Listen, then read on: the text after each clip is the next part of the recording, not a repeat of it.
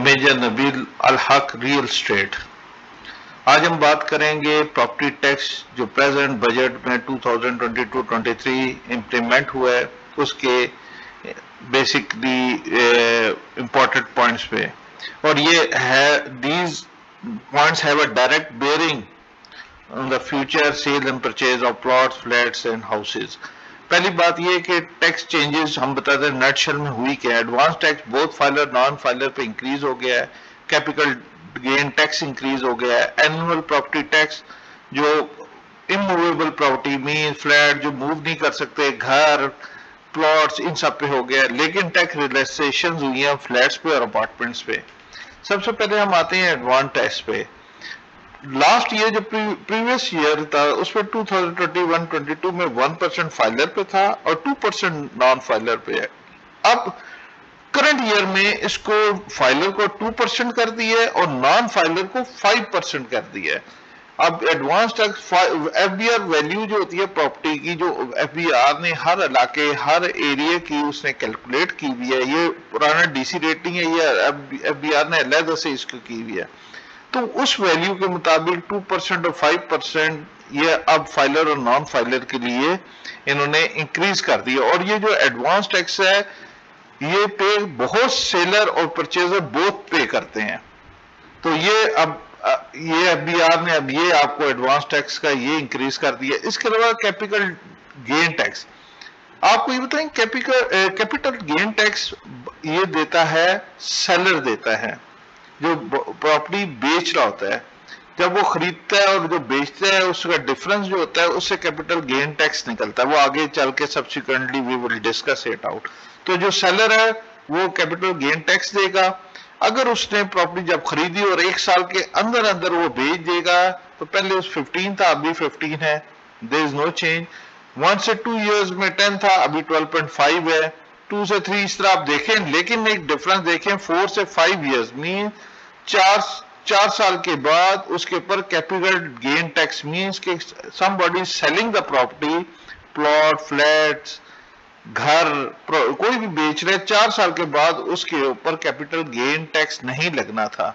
लेकिन अब it has been increase, अब 6 साल के बाद नहीं लगेगा। मींस के आप एक प्रॉपर्टी लेते हैं और 6 साल के बाद बेचते हैं तो फिर आपके ऊपर कैपिटल गेन टैक्स नहीं लगेगा। ये जो आपको सामने ये जो शरह नजर आ रही है ना, ये सारी शरह नहीं लगेगी। तो उस लिहाज से अब इसकी इंप्लीकेशंस आगे चल के अब you can make it out कि जो सेल और बाय करता है, जो इन्वेस्टर जो खरीदता है और प्रॉपर्टी बेचता है, तो he has to wait for 6 years now ताकि जीरो हो जाए। अदरवाइज अगर वो करेगा तो उसको ये परसेंटेज देनी पड़ेगी। नॉर्मली तो 1 साल के अंदर ही बाइंग सेलिंग अगर वो कर रहा है, ट्रेडिंग कर रहा है तो 15%, it is a huge amount. और ये डिफरेंस निकलता है बाइंग और सेलिंग के डिफरेंस जो हम आगे डिस्कस करेंगे। फिर आगे एनुअल प्रॉपर्टी टैक्स। हाँ अच्छा जी, एनुअल प्रॉपर्टी टैक्स जो है अनप्रोडक्टिव एसेट्स मींस कि आपके पास ओपन प्लॉट्स हैं, फाइल्स हैं पड़ी हुई हैं ओपन प्लॉट्स की, वो अप्लाई हो गया है।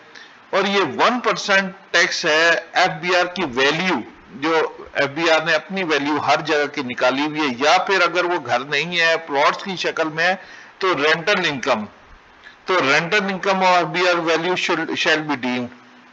और अगर मिसाल को तो एक घर है, प्लॉट नहीं है, एक घर है और उसकी रेंटल वैल्यू एफबीआर जो निकाली हुई है उसने हर जगह निकाली हुई होती है, तो वो 20% ऑफ द रेंटल इनकम वो उसे चार्ज होगी।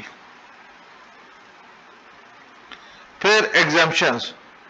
एग्जाम्पशंस क्या क्या है? वन प्रॉपर्टी ईदर हाउस और प्लॉट शैल बी एग्जेम्प्टेड। अगर आपका एक प्रॉपर्टी या प्लॉट है तो वो एग्जाम्प्ट होगा, और वो भी कवर 20। और दूसरी केस में अगर आपके पास 20 मीन्स के 25 मिलियन की अगर प्रॉपर्टी है तो वो एग्जेम्प्टेड है। इन केस मीन्स के 2.5 करोड़।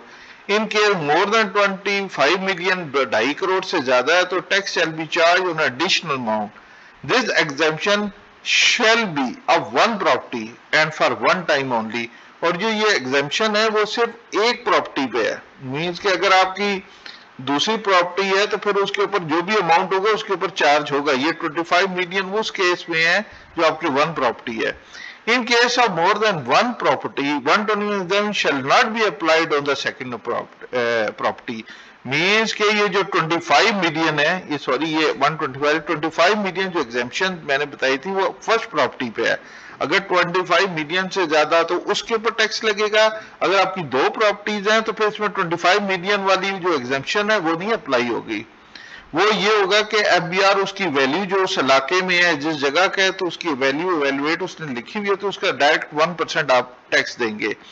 मीन्स कि अगर आपकी वैल्यू अगर 3 करोड़ की है तो 3 लाख उसका स्ट्रेट अवे उसके ऊपर टैक्स आ जाएगा।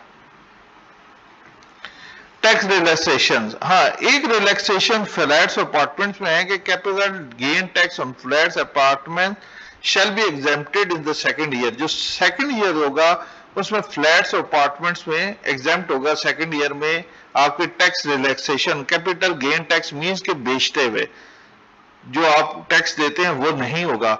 लेकिन सेलर के लिए कैपिटल वैल्यू टैक्स, ये वैल्यू टैक्स होता है, गेन टैक्स नहीं होता। जो बायर होता है सेलर के लिए गेन टैक्स होता है, तो वो फ्लैट में हो। इसकी इंप्लीकेशन फिर क्या हो जाती है, देखें जब फ्लैट का काम एग्जाम्प्ट हो जाता है, हाउसेज में तो 5 साल वाला है ना प्रॉपर्टी में, तो इस वजह से फ्लैट्स की फिर वैल्यू बढ़ जाएगी अभी।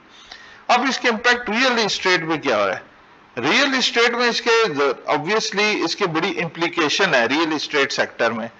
वो क्या है, वो ये है कि देखें ट्रेडिंग जो है रियल सेक्टर में डिक्रीज होगी। ऑब्वियसली मैंने जो आपको चीजें बताई हैं कि जिस तरह एडवांस टैक्स बढ़ गया है, capital gain tax, capital value tax, ये सारे बढ़ गए हुए हैं। इसके अलावा टैक्सेस इंक्रीज होते हैं तो ऑब्वियसली फिर ट्रेडिंग कम होगी।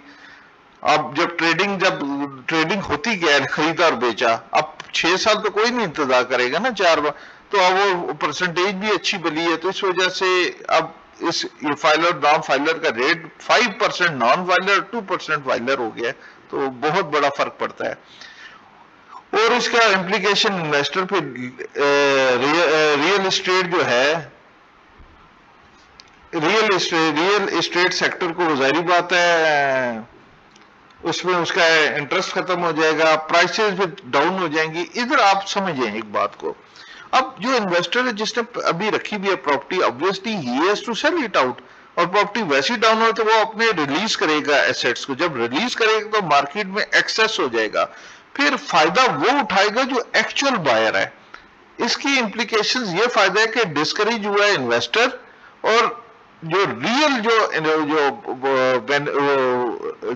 एक्चुअल जो है खरीदने वाला वो मार्केट में आएगा। लेकिन आपको पता है कि ब्लैक मार्केट और रियल इन्वेस्टर्स वही मार्केट को उठाते बैठाते, उनका पैसे से ही सब कुछ चलता है। तो प्रॉपर्टी में फिर ऑब्वियसली बहुत एक्सेस हो जाएगा। रियल इन्वेस्टर जो खरीदने वाले और वो कम हैं, इतने ज्यादा नहीं होते। तो इस वजह से अब फ्लैट्स की लोग प्रेफर करेंगे, क्योंकि सेकंड ईयर में एग्जेम्पशन है, तो लोग प्रेफर करेंगे फ्लैट्स को, अपार्टमेंट्स को। तो बाकी जो है उसकी प्रज्यूम ये किया जा रहा है कि वो वैल्यू अभी नीचे जाएगी। अब हम वैसे चेक करते हैं कैपिटल गेन टैक्स होता किस तरीके से है। अब ये होता है कि is payable by seller on profit और gain earned by selling the property. Means के पहले गेन प्रॉफिट निकालते हैं। लेट्स सपोज उसने सेल वैल्यू एक प्लॉट लिया था 40 लाख का, फर्ज करें आज से 2 या 3 साल पहले, और अब सेल किया उसने 60 लाख का, मार्केट वैल्यू में 60 लाख का, तो उसका जो गेन प्रॉफिट है वो है 20 लाख। अब वो बेच रहा है, लेट्स सपोज वो अगर बेच रहा है, मैं कहता हूं 1 साल के कम अरसे में, तो उसने 15% देना है। तो ये जो प्रॉफिट है इसका 15 निकालें तो 3 लाख के ऊपर उसने टैक्स देना है, ठीक है। और इसी तरह मैंने आगे सारा कुछ कैलकुलेट किया हुआ है। अब नीचे आते हैं, अगर वो 3 लाख पे अगर वो टैक्स देता है, मिसाल के 3 लाख पे, और उसकी प्रॉपर्टी जो वर्थ थी वो 5 मिलियन से कम है, मीन्स कि वो जो एक्चुअल प्रॉपर्टी थी वो 60 लाख, ये देखिएगा 60 लाख की थी, 20 लाख का उसने था, 20 लाख में उसे टैक्स, ये 3 लाख का हो गया जो, तो अब वैल्यू 5 मिलियन से कम है, तो इसमें 2.5 का 3 लाख का 2.5 निकलेगा। तो ये अगर हम निकालते हैं 3 लाख का 2.5, ये बनता है 7,500 रुपया। ये उसके ऊपर टैक्सेस आ जाता है। लेस देन 5 मिलियन, अगर 5 मिलियन तो 5%, इसी तरीके से ये चीज बढ़ती जाएगी। तो ये तो मैं बात, लेकिन ये वो है, लेकिन अभी कोई भी आपको 40 लाख और 60 लाख की प्रॉपर्टी नहीं है, these are much more than that. मैं तो एक जस्ट एज ए लेमैन आपको बताया था, एक अदरवाइज तो ये 1 करोड़ 2 करोड़ से नीचे की कोई वैल्यू नहीं, ये तो एक जस्ट हाइपोथेटिकल एग्जांपल देने के लिए है। फिर आ जाते हैं हम आगे चलते हैं हम, फिर इसमें एडवांस टैक्स है। मैंने आपको बताया था कि फाइलर के लिए 2% है, नॉन फाइलर के 5% है। ये देंगे, मतलब कि इसके अंदर कोई वो उसमें नहीं है, और ये सेल वैल्यू पे है, मार्केट की जो सेल जिस पे आप बेचेंगे। याद रखें, सेल वैल्यू वो है जिस पे आप बेच रहे हैं, ये एफडीआर की वैल्यू नहीं, ये सेल वैल्यू है। अब सेल वैल्यू है 40 लाख का, तो फाइल टैक्स उस पर देखे ना 2% तो 80,000 है। नॉन फाइलर है तो उसके ऊपर 2 लाख रुपए है। आप इसे अंदाजा लगा लें।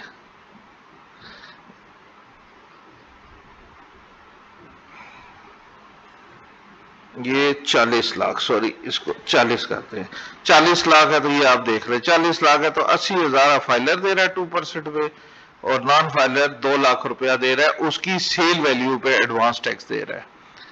और इसी तरह जो सेलर है वो कैपिटल गेन टैक्स देता है, और जो बायर देता है वो कैपिटल वैल्यू टैक्स देता है प्लस स्टैंप ड्यूटी देता है। ये 2 चीजें देता है। एडवांस टैक्स दे हैं, दोनों दे रहे हैं। तो देखें, ये capital value tax is a tax payable by buyer at the time of transfer of immovable property. Filer 1% of sale value, non filer 2%। ठीक है जी, सेल वैल्यू के लिए कैपिटल वैल्यू टैक्स। और ये स्ट्रेट वे मैंने आपको बता दिया था, capital value stamp duty will be charge 1% of 3 lakh, 30 lakh का है तो उसका 30,000 रुपया स्ट्रेट अवे 1% ऑफ वैल्यू है। अगर 30 लाख का उससे कुछ चीज बेची है तो 30,000 straight away capital value tax वो उसका देगा। ये बेसिकली जनरली मैंने आपको बताया। इन द नटशेल आपको एक चीज पता होनी चाहिए जर्नल, कि जब भी टैक्स दिया जाता है, एडवांस टैक्स होता है जो दोनों देते हैं, टैक्स सेलर भी देता है, बायर भी देता है। जो सेलर होता है वो कैपिटल गेन टैक्स देता है, और जो बायर है कैपिटल वैल्यू टैक्स और स्टैंप ड्यूटी देता है, जो वो 1% है, जो सेल वैल्यू की है, उस वक्त मार्केट वैल्यू की है, वो एफडीआर की नहीं है, वो तो कम होता है ना। तो वो एफडीआर भी वो वैल्यू देती है जो उसका मार्केट में फायदा जिसमें उसको होता। तो अब ये ओवरऑल मैंने इम्प्लीकेशन भी बता दिए, इसके वाकई बड़े सख्त इम्प्लीकेशन है। मार्केट में इस वक्त एक्सेस होगा, खरीदने वाले बायर्स कम होंगे घरों के, प्रॉपर्टी के, लेकिन फ्लैट्स और फाइल्स जो ओपन फाइल्स है उनकी मार्केट बढ़ जाएगी। तो वी कैन अज्यूम के प्रेजेंट सर्कमस्टांसेस में प्रॉपर्टी नीचे जाएगी, सिवाय ओपन फाइल्स के और जो अपार्टमेंट्स के हैं, ये आई कैन सी इट। तो बाकी अल्लाह ताला बेहतर करे, हम सबको मान में रखे। मैंने बस इस पे कोई छोटी मोटी गलती होती है तो you can correct me. Thank you, Allah Hafiz.